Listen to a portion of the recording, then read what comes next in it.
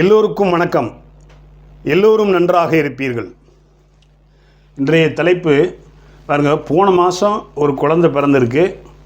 அந்த ஜாதகத்தை பார்த்த சில ஜோதிடர்கள் அந்த குழந்தை தந்தை தாயார் 4-4.5 வருஷத்துக்குள்ளே இறந்து போயிடுவாங்க அப்படின்னு சொல்லியிருக்கிறாங்க. அவங்களுக்கு சொந்தக்கார ஒரு பெண், கோயம்புத்தூர் பெண்ணு தான். அவங்க என்கிட்ட போன மாதம் ஜாதகம் பார்த்தாங்க. நான் பார்த்த ஜாதகம் அவங்களுக்கு பிடிச்சிருந்ததுனால, நான் யாரையும் நம்பலைங்க சார், போன மாதம் குழந்தை ஜாதகத்தை அனுப்பிச்சி வைக்கிறேன், அது எனக்கு பார்த்து சொல்லுங்கள். மற்றவங்களாம் இப்படி சொல்கிறாங்க, அவங்க அம்மா அப்பா பயப்படுறாங்க, நீங்கள் சொல்கிறத தான் சார் நாங்கள் கடைசியாக எடுத்துக்கிடுவோம் அப்படின்னு எனக்கு அனுப்பிச்சி வச்சாங்க. அதுக்கு முன்னாடி போன வட்டம் ஆதித்யா குருஜினுடைய ஜாதகம் போட்டிருந்தேன். எனக்கு இருக்கிறதுலேயே அதிக வியூஸ் இது தான் போயிருக்குது, அதிக சப்ஸ்கிரைப் இதில் தான் ஆயிருக்குது, அதிகமாக லைக் இதில் தான் பண்ணியிருக்கிறீங்க, அதிகமாக கமெண்ட்ஸ் அதிகமாக கொடுத்துருக்குறீங்க. அதில் ஒரு சில குறைகளும் உண்டு. நான் நிறைய நேரம் சொல்லியிருந்தேன், எல்லாத்தையும் சொல்லியிருப்பேன். இதில் என்னையை வாழ்த்தி சொன்னவங்களுக்கும் நான் நன்றி சொல்ல கடமைப்பட்டிருக்கேன். என்னையை வச்சு செஞ்சவங்களுக்கும் நான் அவங்கள வாழ்த்த கடமைப்பட்டிருக்கேன். ஏன்னா எம்ஜிஆரே இருந்தாலும் அவருக்கும் பகைவர் இருக்கத்தாங்க செஞ்சார், ரஜினிக்கும் பகைவர் இருக்கத்தான் செய்கிறாங்க. நான் என்ன அவ்வளோ பெரிய மனுஷனா? நான் இப்போ தாங்க 4-5 வருஷம் தாங்க ஜோதிடத்துக்குள்ளேயே வந்திருக்கேன். ஏதோ நல்ல மனுஷன் அவர் சொல்லி கொடுத்து சீக்கிரமாக புரிஞ்சதுனால நான் கற்றுக்கிட்டேன். இப்போ அவர் எந்த ஊருன்னே போடலைன்னு சொன்னீங்க. ராமநாதபுரத்தில் பிறந்திருக்கிறார், சரிங்களா? தனாதிபதி நான் தெரியாமல் சூரியன்னு சொல்லிவிட்டேன். அவருக்கு தனாதிபதி சந்திரனுங்க. நான் கெட்டதை சொல்லக்கூடாதுங்கிறதுக்காக சில கெட்ட விஷயங்களை சொல்லலைங்க. லக்னாதிபதி நீசமாயிட்டாருங்க. முதல்ல லக்னாதிபதி நீசமாயிட்டாலே அவங்களுக்கு ஃபஸ்ட் ஆஃப் நல்லா இருக்காதுங்க. அவர் நீச பங்கம் ஆனதுனால செகண்ட் ஆஃப் அவருக்கு நல்ல பலனை கொடுத்துருச்சுங்க. கூட சுக்கிரன் உச்சம் பெற்று இருக்கிறதுனாலையும் திக்பலம் பெற்ற சூரியன் இருக்கிறதுனாலையும் அடுத்து தசம கேந்திரத்தில் இருக்கிறதுனாலையும் இந்த 10ஆம் இடம் தான் தொழில் கர்மத்தை குறிக்குது. அதனால் இந்த கிரகங்களில் அதிகமாக வலுத்த கிரகம் புதன் தாங்க. ஏன்னா குருவுடைய பார்வை யாருக்கும் கிடைக்கல, சந்திரனுக்கும் கிடைக்கல, செவ்வாய்க்கும் கிடைக்கல, இல்லை இருந்தால் மாறி போயிருக்கும். அவருக்கு கல்யாணமே 36 வயசில் தாங்க ஆச்சு. முதல் மனைவிக்கு குழந்தை இல்லைங்க. அதுக்கப்புறம் தாங்க 2வது கல்யாணம் முடித்தார். இப்போ சில பேர் கேட்குறாங்க, அவருக்கு எப்படிங்க 2 மனைவி அமையும், 11ஆம் இடம் கெட்டு போச்சே சனி பார்வையால் அப்படின்னு கேட்டுக்கிறாங்க. ராகு தசை நடந்தாலே அவர் எல்லாத்தையும் பிரம்மாண்டமாக செய்வாருங்க. அது குருவோடு சேர்ந்துருக்கிறார். பூவோட சேர்ந்த நாரும் மணக்குங்கிறதுனால ராகு அவருக்கு 2வது பொண்டாட்டியை கொடுத்து, ராகு தசை ராகு புத்தியில் பெண் குழந்தையை கொடுத்து, ராகு தசை குரு புத்தியில் ஆண் குழந்தையும் கொடுத்துட்டாருங்க. என்னைய மாதிரி அவர் பேரம்பேத்தியெல்லாம் எடுக்கலைங்க. பிள்ளைங்க படிப்பு ஸ்தானத்தில் தான் இருக்கிறாங்கங்க. சில பேர் குரு தசை எப்படி இருக்கும்? அவர் ராசியாதிபதியாச்சே, அவர் லக்கணத்துக்கு 12ல் மறைஞ்சிருக்காரே, ராசிக்கு 6ல் மறைஞ்சிருக்கிறாரே, கூட ராகு சேர்ந்துருக்கிறாரே, அப்புறம் எப்படி அவருக்கு குரு தசை பலன் கொடுக்குன்னு கேட்குறாங்க. பாருங்க, இந்த குருவும் சுக்கிரனும் பரிவர்த்தனை ஆயிருக்கிறாங்க. பரிவர்த்தனை பெற்ற கிரகங்கள் தனது தசையில் தனது காரகத்துவத்தை முழுமையாக தரும் விதி. அப்போ குருவனுடைய காரகத்துவம், அவர் இன்னும் பொருளாதாரத்தை சம்பாதிக்க போகிறாரு, குழந்தைகளை படிக்க வைக்க போகிறாரு, படிக்க வச்சு கல்யாணம் முடித்து கொடுக்க போகிறாரு, வேலையில் உட்கார வைக்க போகிறார். சனி இங்கே பாக்கியஸ்தானத்தில். இப்போ அவருக்கு வரக்கூடாத திசை செவ்வாய் திசை, ஏன்னா 6க்குரியவன். அவர் 3ல் மறைஞ்சிட்டார். இதை சனி வேற பார்க்குறார். அப்போ இந்த செவ்வாய் பாவத்துவம் ஆயிடுச்சு. இப்போ செவ்வாய் தசை கேது புத்தியில் 32 வயசு தம்பியை பறி கொடுத்தாருங்க. செவ்வாய் தசை முழுக்கவே அவர் ரொம்ப கஷ்டத்தில் இருந்தாருங்க 7 வருஷம். ஏன்னா வரக்கூடாத தசைங்க. ஏன்னா இங்கே செவ்வாய் பாவத்துவமாக இருக்காரே ஒழிய சுபத்துவமாக இல்லை.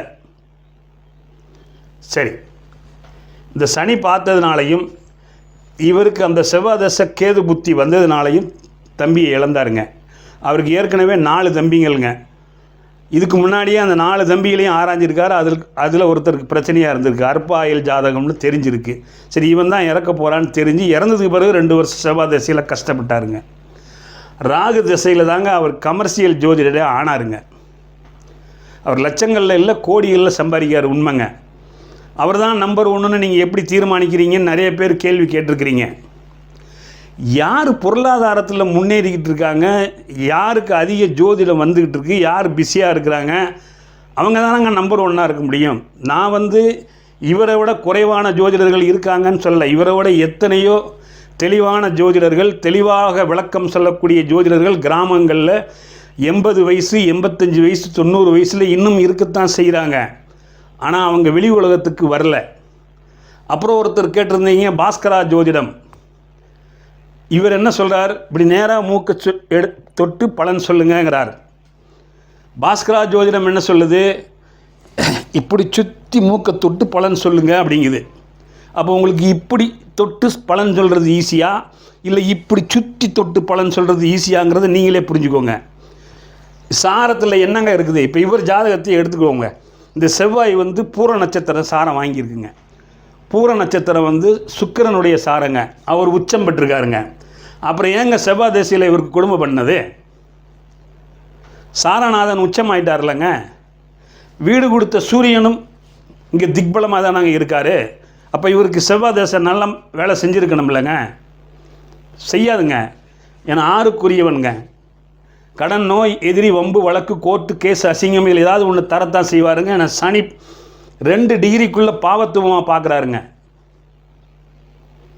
அது நீங்கள் முதல்ல புரிஞ்சுக்கோங்க. நான் நம்பர் 1 ஜோதிடர்னு சொல்லலை. இவர் பொருளாதாரத்தில் சம்பாதிக்கார், வெளி உலகத்துக்கு தெரிஞ்சுக்கிட்டார்.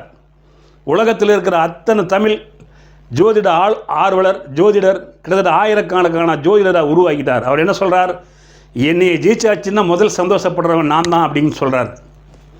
இதை விட ஒரு ஜோதிடர் எப்படிங்க விட்டு கொடுக்க முடியும்? ஏங்க, நான் ஒரு மிலிட்ரிக்காரங்க. இந்த என்னை திட்டுறீங்கள, நான் வேணால் SLR துப்பாக்கி வாங்கி கொடுக்க நிற்கிறேன், நீங்கள் சூடுங்க, என்னைய சந்தோஷமாக ஏற்றுக்கிறேன். இப்போ நான் கேட்குற கேள்விக்கு பதில் சொல்ல முடியுமா உங்களால்? இப்போ என்னோட வேலை செஞ்ச எத்தனையோ நண்பர்கள் எனக்கு முன்னாடி துப்பாக்கியால் குண்டடிபட்டு செத்து போயிட்டாங்க. இதை போல் எத்தனையோ ரெஜிமெண்ட்டில் எத்தனையோ இடங்களில் நிறைய பேர் மரணம் அடைஞ்சிருக்கிறாங்க. ஆனால் நான் மட்டும் தப்பிச்சு இன்றைக்கி ஏன் பென்ஷன் வாங்கிக்கிட்டு இருக்கேன்? இதுக்கு நீங்கள் காரணம் கீழே கமெண்ட்ஸில் கொடுங்க. அவங்க ஏன் இறந்தாங்க, நான் ஏன் இறக்காமல் நீடித்து வந்திருக்கேன். 81லேருந்து 98 வரைக்கும் சர்வீஸ் பண்ணியிருக்கேன். 98லேருந்து இன்றைக்கி எத்தனை வருஷம் ஆகிப்போச்சுன்னு பாருங்கள். 27 வருஷமாக நான் பென்ஷன் வாங்கிக்கிட்டு இருக்கிறேன்.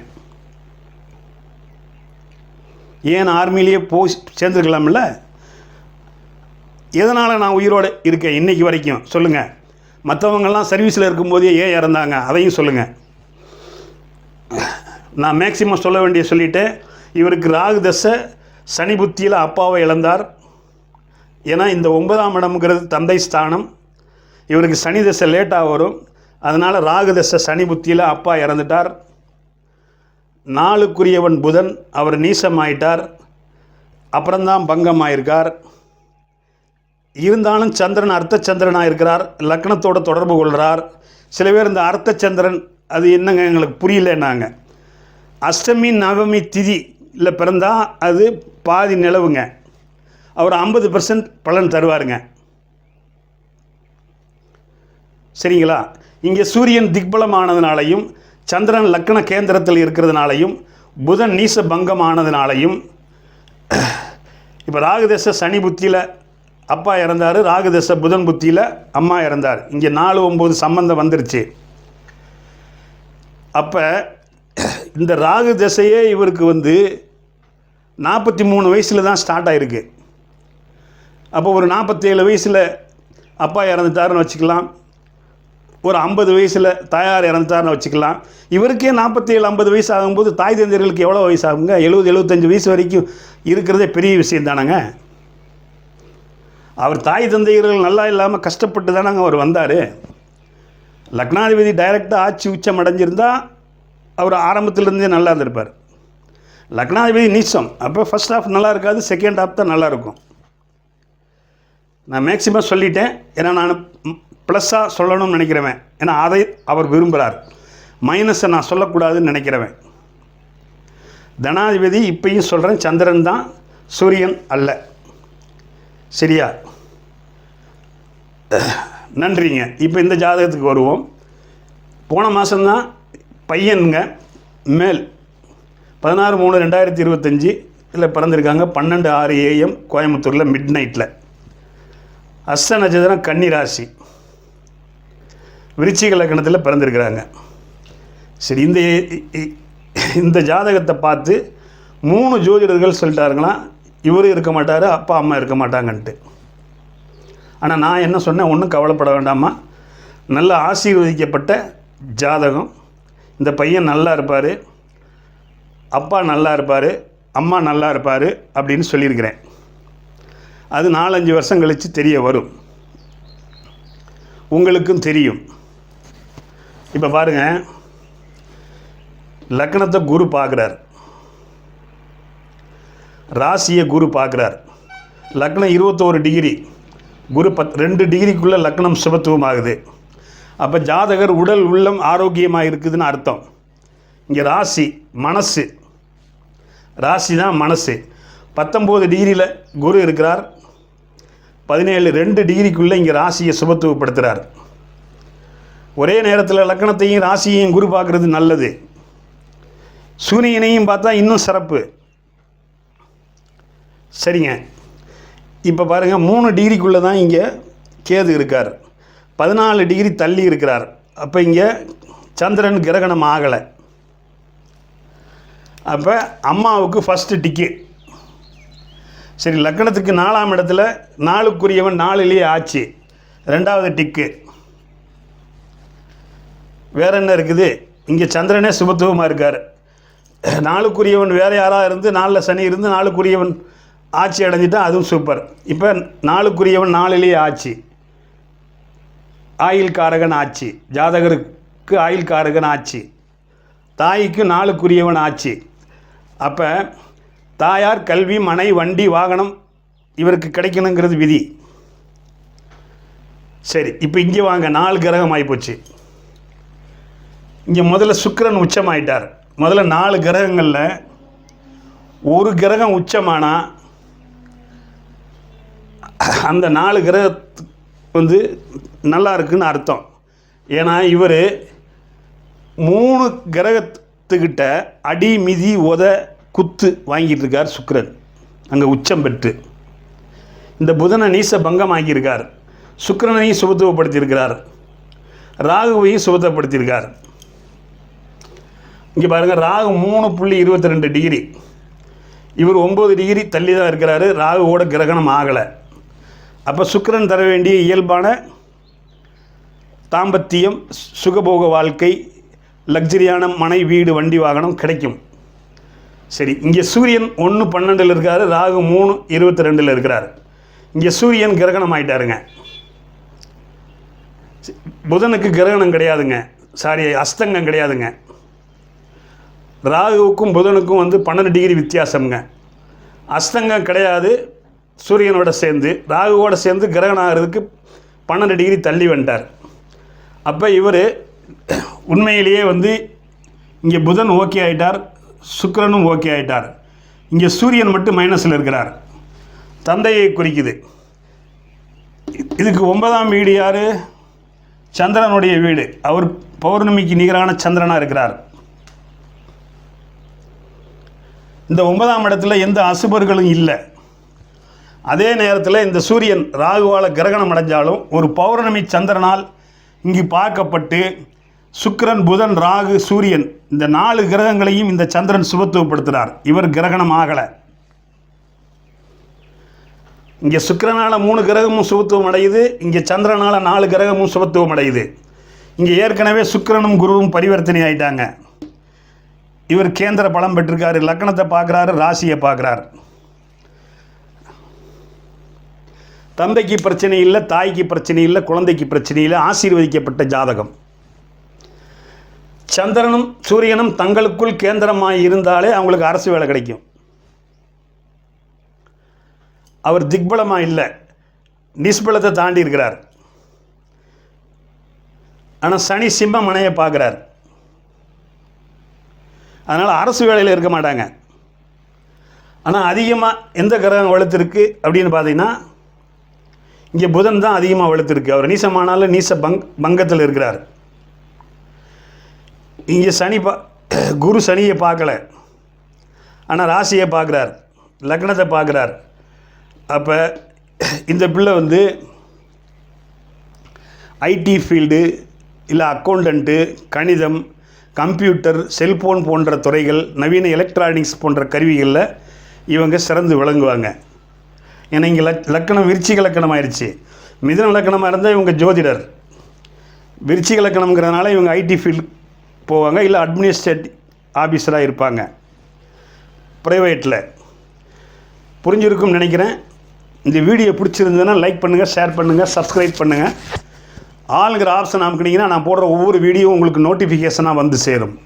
நமது நேயர்கள் ஆள் போல் தலைதலைத்து, அருகது போல் வேரூன்றி, மூங்கில் போல் கிளைகளைத்து, முதியாமல் வாழ்ந்திருக்க வாழ்கவன வாழ்த்தி அமைகிறேன். வணக்கம்.